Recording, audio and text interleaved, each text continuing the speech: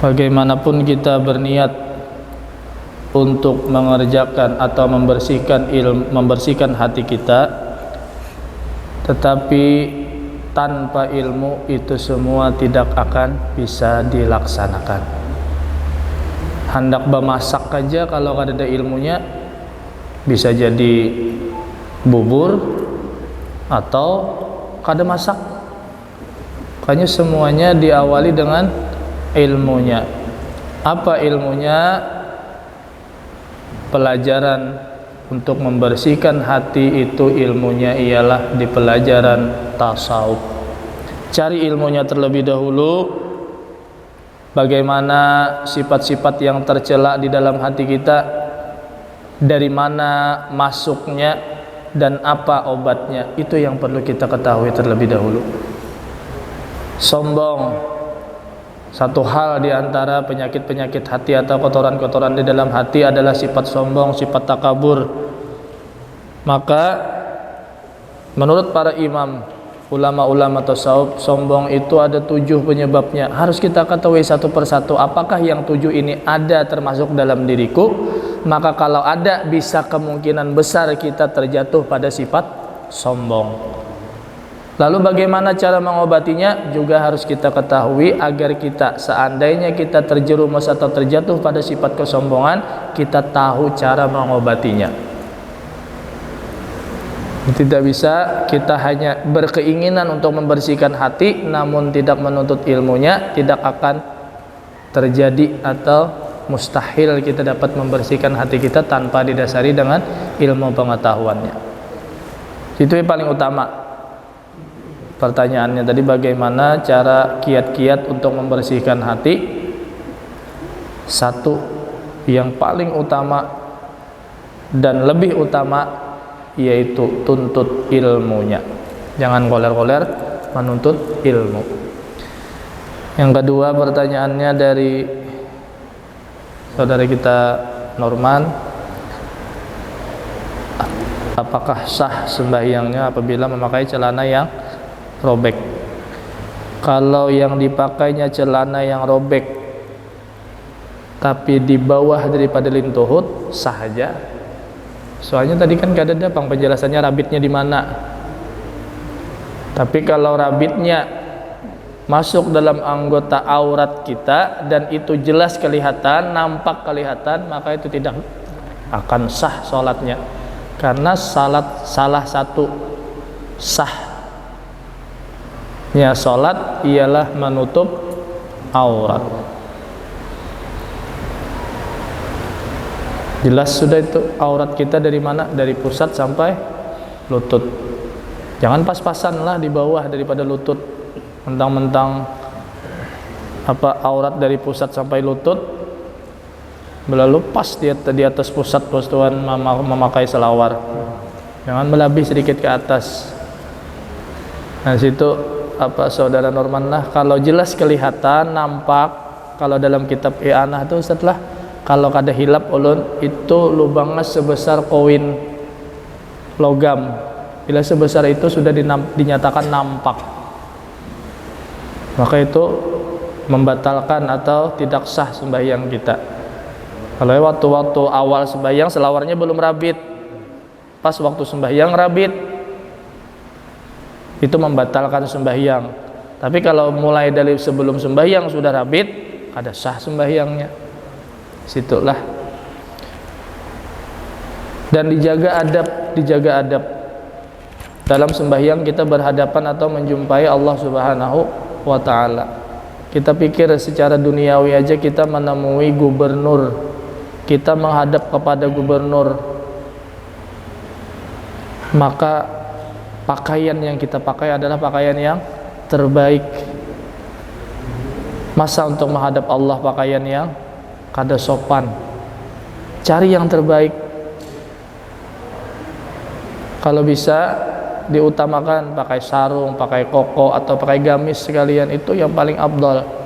Karena mengumpati ittiba lin Nabi sallallahu alaihi wasallam. Dan jangan dibeda-bedakan. Terkadang nih orang Banjar Bang Ustaz lah, orang Banjar nang ketujuh nih sarah kuaya orang Banjar juga jadi bila sarik sama aja pada orang Banjar juga jadi kan. Itu kebiasaan orang-orangnya itu kulihat bila tulak ke masjid betapih baju koko, berkopiah, minyak harum, bersurban. Tapi pas sudah sembahyang di rumah, sholat sendirian di rumah, betapih tapi kada berbaju. Betapih sampai ke parak dada sini. Allahu Akbar, berbaju kada. Sanuna berbaju kaos kutang. Seolah-olah kayaknya berbeda antara Tuhan di masjid dengan Tuhan di rumah, padahal sama itu aja orang juga. Yang disembah ya Allah Ta'ala itu juga orangnya. Tapi kenapa bila ke masjid pakaian bagus, wah bebulang minyak harum sebotolan, sudah di rumah sembahyang mandi gini kada. Nah, jangan kayak itu, jangan dibedakan, harus samakan. Bila di rumah di masjid begamis, di rumah begamis juga. Panas susah tajar, sembahyang di luar, sembahyang di pelatar situ. Supaya jangan panas. Nah, tuh si Neojek tadi. Kemudian siapa tadi kai? Bagaimana bersedekah tanpa niat? Kada apa-apa. Sedekah aja situ, walaupun tanpa niat, tetap Allah memandang itu yang kita keluarkan itu adalah sedekah sudah. Soalnya dalam hadis Nabi pun as-sadaqatu tadfa'ul bala. Kita lah tadfa'ul kan tadfa'ul lah. Sedekah itu menegah bala. Kadada di situ perinciannya bahwa sedekah dengan niat ini kadada, yang penting kita bersedekah itu sudah menolak bala kepada kita. Dan di jalan Jerpian tadi itu ternyata kada orang Islam, kada apa-apa, itu sama daripada makhluk Allah Subhanahu wa taala. Adalah di situ kan hablum minallah wa hablum minan nas. Hubungan baik kepada Allah dan hubungan baik kepada sesama manusia. Apapun itu, anak hantu kalau ada minta sumbangan julungi. Jangankan memang kada orang Islam, ada anak hantu misalnya, ulun anu najar kain pocong ulun rabit hendak mengganti, minta duit pang julungi, ngalih-ngalih. Nah, jadi kada pandang. Sudah pernah aku kisahkan Nabi Ibrahim alaihissalam dalam riwayat, beliau itu suka mencari kawan apabila hendak makan, dan itu dikenal oleh semua orang, bahkan orang-orang yang tidak beragama tauhid, tidak beriman kepada Nabi Ibrahim pun saat itu percaya dan kagum kepada Nabi Ibrahim. Akhirnya ada salah seorang kakek-kakek datang ke rumah Nabi Ibrahim. Wahai Ibrahim, aku sudah 2 hari kada makan. Aku 2 hari belum makan ya Ibrahim. Dan aku dengar engkau sangat dermawan, suka memberikan makanan kepada orang lain. Maka kasih makan aku Ibrahim. Nabi Ibrahim bertakun, pian agamanya apa? Pian berimanlah lawan ulun dengan Tuhan ulun. Oh kada aja sidin. Aku beda dengan ikam. Aku beriman kepada Tuhan-Tuhan dat nenek moyangku, tidak beriman kepada engkau. Ya Ibrahim mun kayak itu ulun kada memberi pian makan. Ulun bisa memberi pian makan asal pian menyatakan beriman kepada ulun dan Tuhan ulun. Oh kada aja sih, tetap aku kada, biar aku mati kelaparan aku kada hendak beriman. Berjauh sih langsung Nabi Ibrahim ditegur oleh Allah.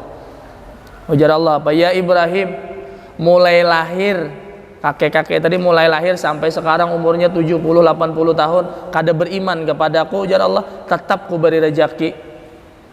Kada pernah ku putus rezekinya.